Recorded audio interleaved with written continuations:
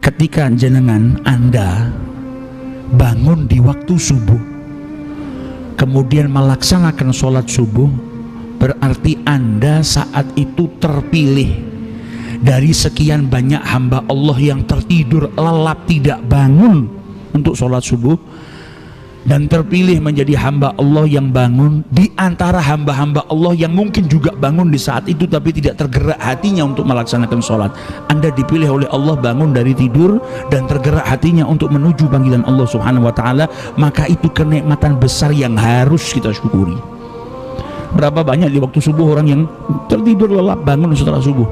Berapa banyak yang matanya terjaga tapi mendengar hayya 'alas shalah tidak tergerak hatinya?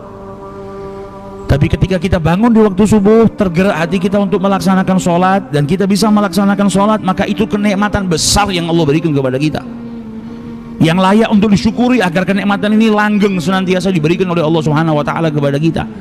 Nah, orang kalau paginya mulai daripada bangun tidurnya sudah dimulai dengan kesolehan, bangun tidur sholat, awal mula bidayah daripada harinya nyembah Allah Ta'ala.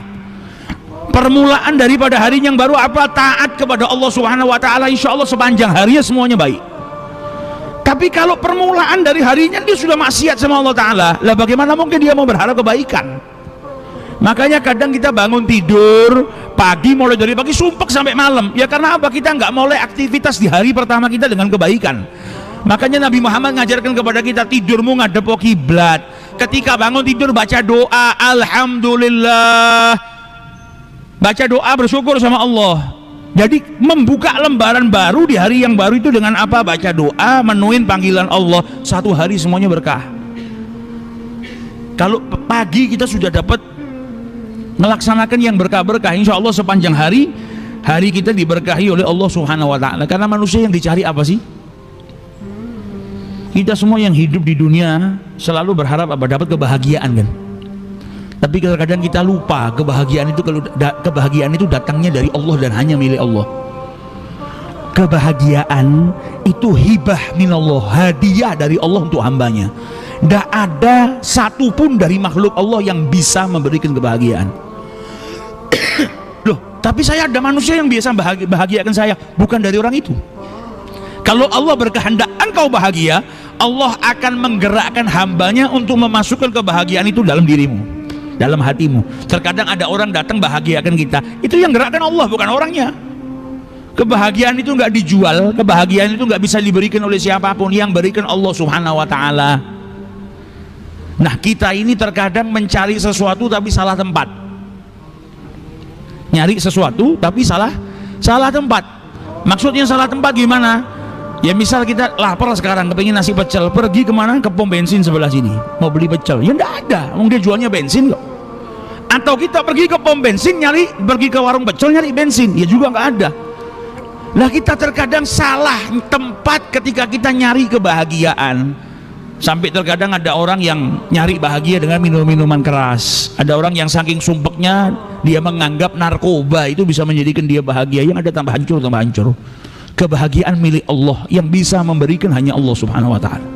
Maka ketika Anda menginginkan kebahagiaan, jangan seperti orang yang cari nasi pecel di pom bensin, tapi datangilah Allah untuk mendapatkan kebahagiaan. Di mana? Di majelis-majelis ilmu, di masjidnya Allah Subhanahu wa ta'ala, dalam berzikir, dalam beribadah. Di situ Allah Subhanahu wa ta'ala akan memberikan kebahagiaan.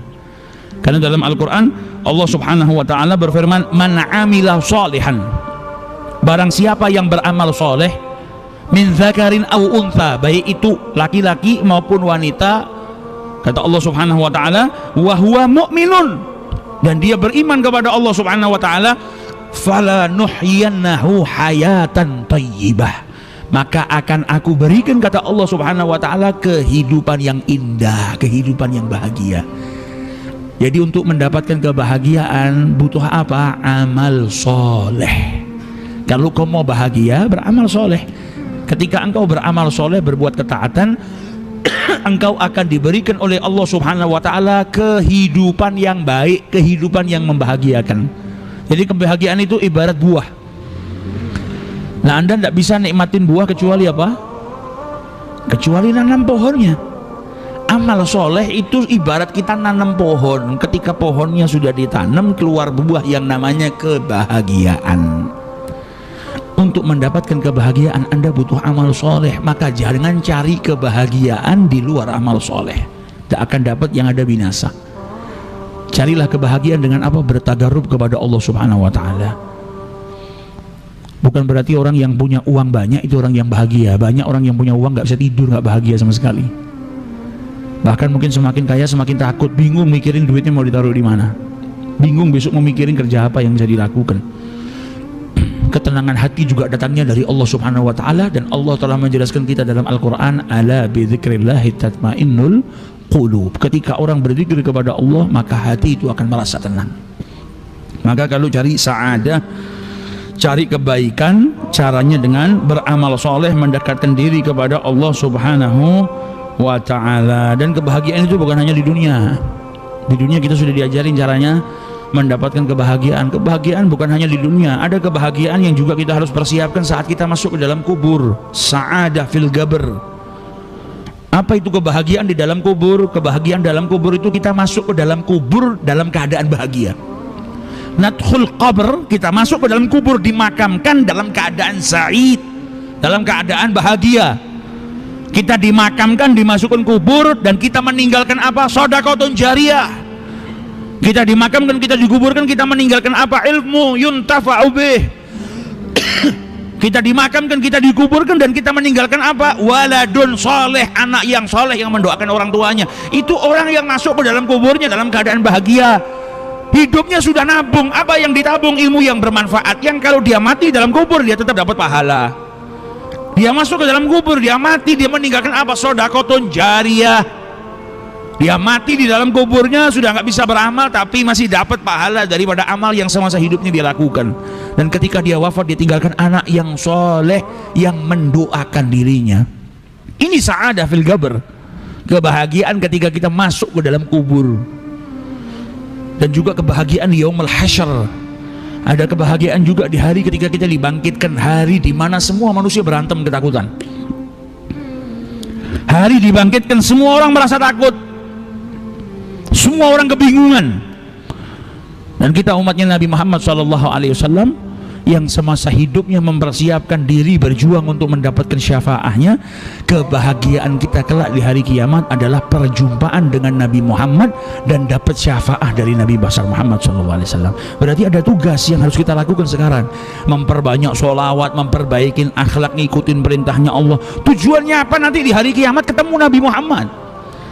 Tujuannya apa? Nanti di hari kiamat bisa dapat syafaat Nabi, karena kebahagiaan yang hakiki di hari hasyr, hari kebangkitan nanti adalah mendapatkan syafaat dari Nabi Muhammad SAW. Nah kalau semasa di dunia dia nggak dekat sama Nabi Muhammad, nggak ngikutin sunnahnya, nggak baca sholawatnya, nggak melakukan hal-hal yang menjadikan dirinya dapat syafaat, bagaimana nanti dia mau dapat syafaat? Tapi kalau sudah mempersiapkan untuk kebahagiaan di hari kebangkitan nanti, ibarat kata orang hidup di dunia ini kan cuma lewat. Ini kan bukan negara kita, bukan tempat tinggal kita yang hakiki. Tempat tinggal kita hakiki nanti di akhirat. Sekarang cuma sekedar lewat. Nah, orang yang mempersiapkan dirinya untuk mendapatkan syafaat Nabi nanti di hari kebangkitan, itu ibarat orang yang naik bis atau naik pesawat terbang. Ketika turun di bandara, dia turun yang pertama kali dicari siapa? Kekasihnya. Turun dari pesawat, keluar dari pesawat, yang dicari kekasihnya. Ya kita nanti kalau dibangkitkan sama Allah Subhanahu wa ta'ala di yaumul hasyr, yang kita cari siapa? Nabi Muhammad SAW. Lah kalau kita nggak ngumpulkan itu semua, kita dibangkitkan di hari kiamat bingung, toleh kanan kiri mau apa? Siapa yang membantu kita? Mau datang ke Nabi Adam bilang nafsi nafsi. Nuh nafsi nafsi. Ibrahim nafsi nafsi. Satu orang yang hanya berkata analah, saya yang bisa bantu, saya yang diberi izin oleh Allah memberikan syafaat. Dan orang yang tidak berkata nafsi-nafsi cuma Nabi Muhammad, yang ada ummati. Itu kebahagiaan kita di yaumul hasyr.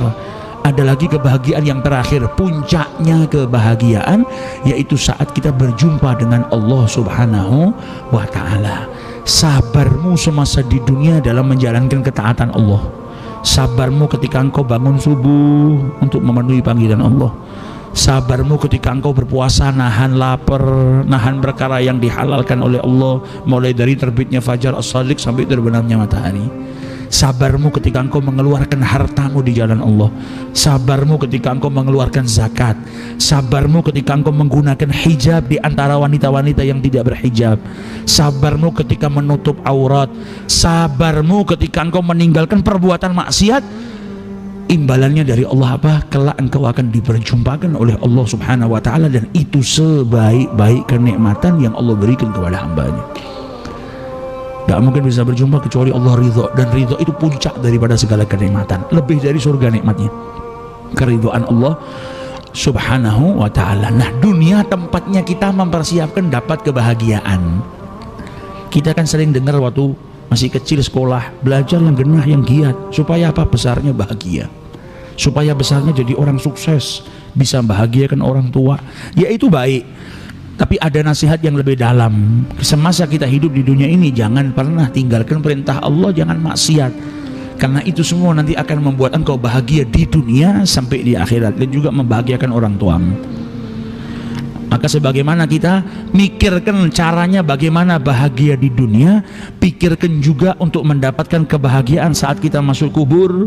Pikirkan juga supaya kita mendapatkan kebahagiaan saat kita dibangkitkan oleh Allah, dan pikirkan juga bagaimana kita mendapatkan sa'adatul abadiyah, kebahagiaan yang abadi, yaitu dengan dimasukkan ke dalam surganya Allah Subhanahu wa ta'ala. Maka di hari pertama kali kita masukin hari yang baru, baca doa, bergegas untuk memenuhi panggilan Allah agar sepanjang hari itu semuanya baik. Ada lagi kaidah yang diajarkan sama Nabi Muhammad, kalau kau kepingin bahagia, bikin bahagia orang lain. Kalau ada orang lain yang punya hajat, bantu dia. Maka imbalannya apa? Selain dosamu diampuni sama Allah, kau kalau punya hajat, Allah bantu dirimu.